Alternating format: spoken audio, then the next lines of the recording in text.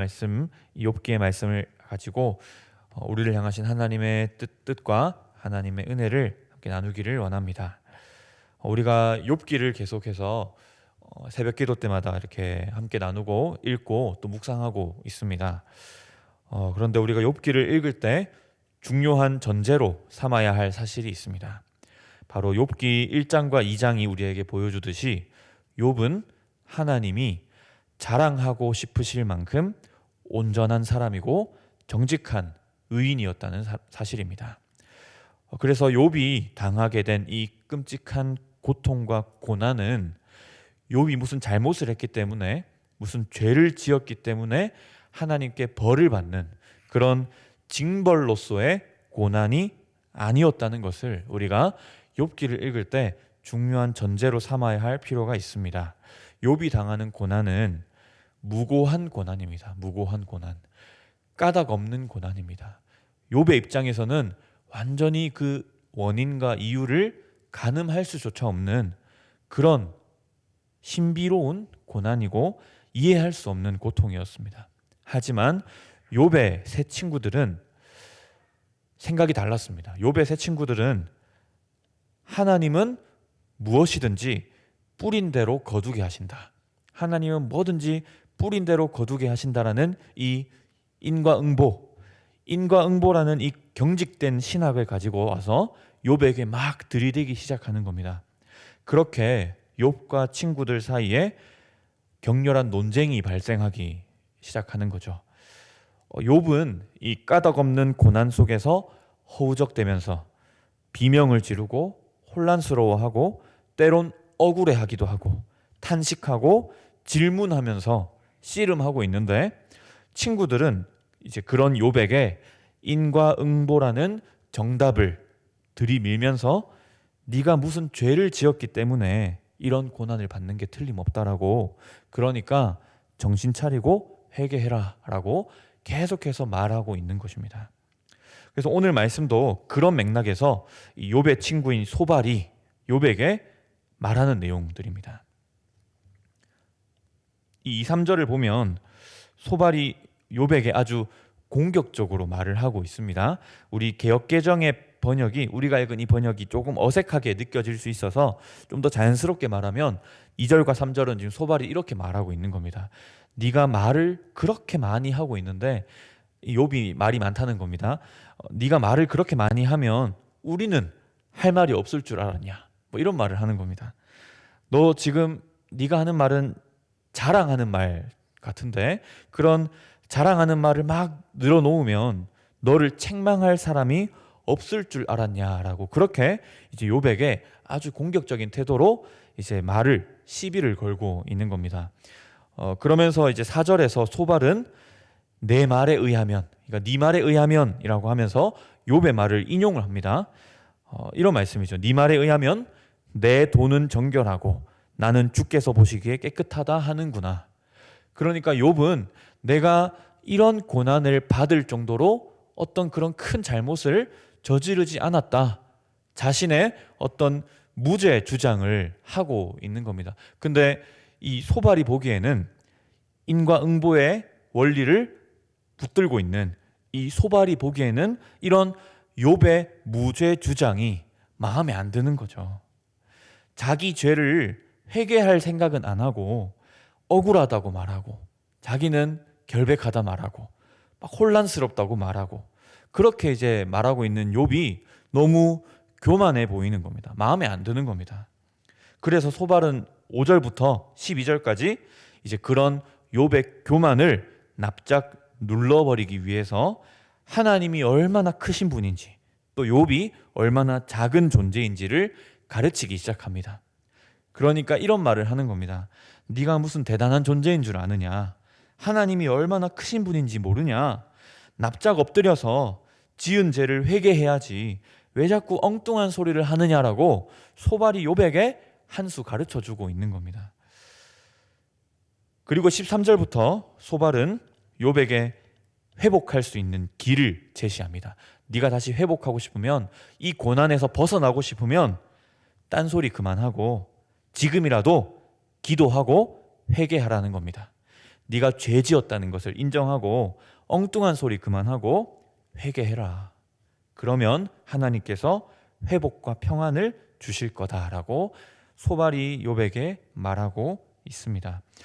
여러분, 소발의 말만 들어보면 사실 이 소발의 말 내용 그것만 딱 떼어서 우리가 잘 들어보면 사실 그 말 자체의 어떤 완전히 틀린 말은 아닙니다.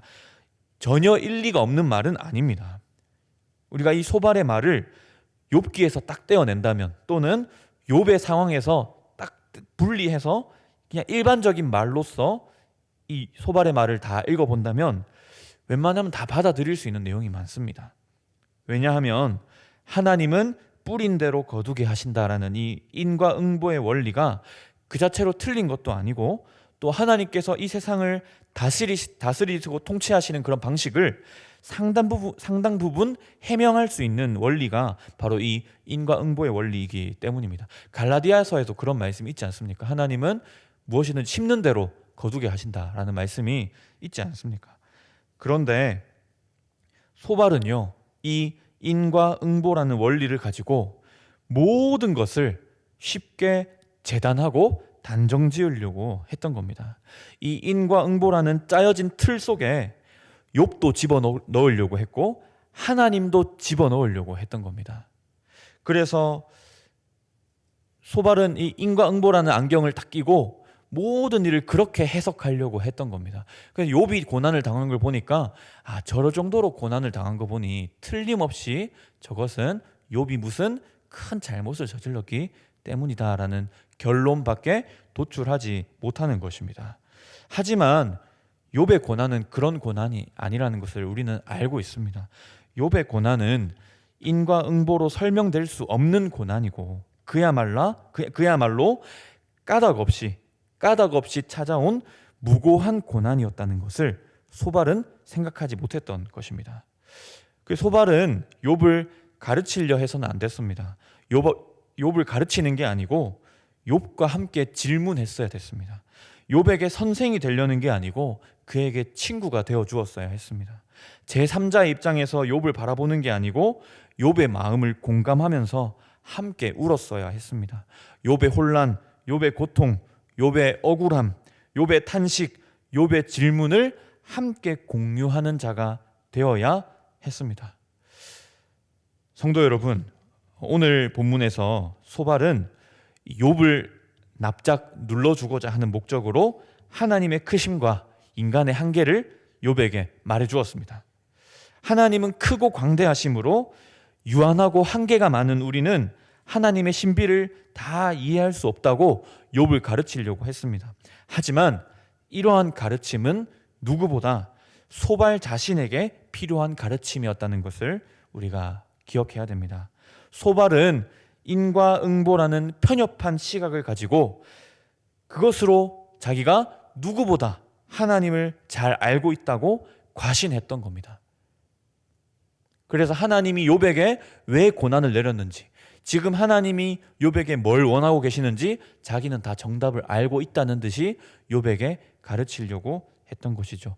하나님의 그 크심과 광대하심, 우리가 다 이해할 수 없는 그 신비, 이런 것을 소발 자신이 정작 모르고 있었던 겁니다.